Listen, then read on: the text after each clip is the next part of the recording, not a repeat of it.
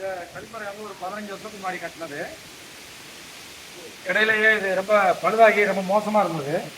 அது பிறகு எங்கள் பள்ளிக்கூடத்தில் படித்த முன்னாள் மாணவர் திரு பால்ராஜ் பொறியாளர் அவர்கள் சென்னையில் வசிக்கிறாங்க. அவங்ககிட்டையும் மாரீஸ்வரி அப்படிங்கிறவங்க செவிலியராக லண்டனில் வேலை பார்க்குறாங்க.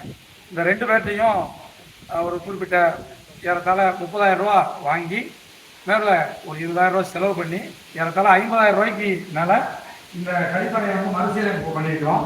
இப்போ பார்த்தீங்கன்னா இந்த கதவு புதுசு, இந்த மாதிரி மாணவர்கள் பயன்படுத்திக்கிற முகங்கள் இருக்கிற பக்கம். அடுத்து அவங்களுடைய கழிப்பறையை கொஞ்சம் நவீனப்படுத்தியிருக்கு.